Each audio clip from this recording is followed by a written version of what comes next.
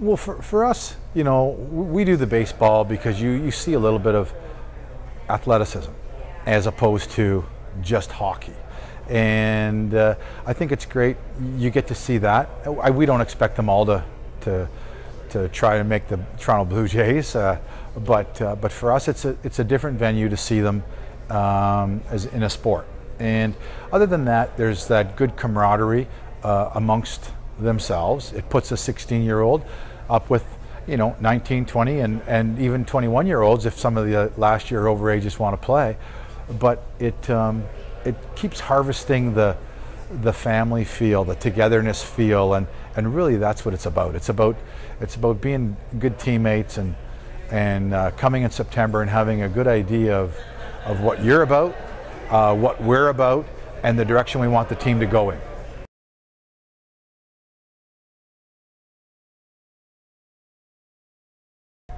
No, it really is. I mean, you know, you can really look at, you know, Chris and Zach. I mean, those boys came in here at 16.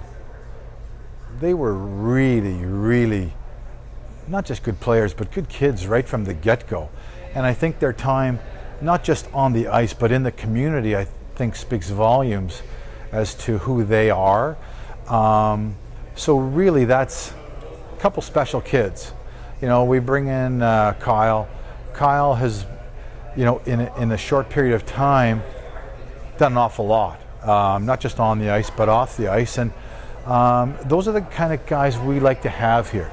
Those are the role models you want 16-year-olds to see and emulate moving forward. And if you don't have a good leadership group, then how can young kids move on with the guidance that we want and expect, quite frankly?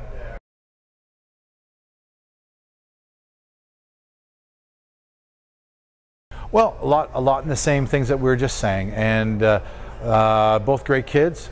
Both, you know, I really like it when I can say, you know what, we drafted them, we brought them in, and they've played out their careers here. I think that really speaks volumes to, you know, them as players and people, and even us as an organization to carry and see that through. But they were both great examples of overages. You know, Cookie, it's too bad that Cookie got hurt and injured. I think he would have had an unbelievable year off a year that was outstanding as a 19-year-old. So, but both very, very good kids, really represented the attack and Owen Sound in the light that we'd all want to see.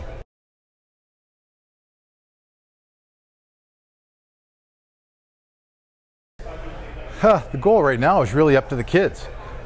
You know, they've all got some pretty wild dreams in their heads right now, I'm sure, but really it's up to them to put the time in.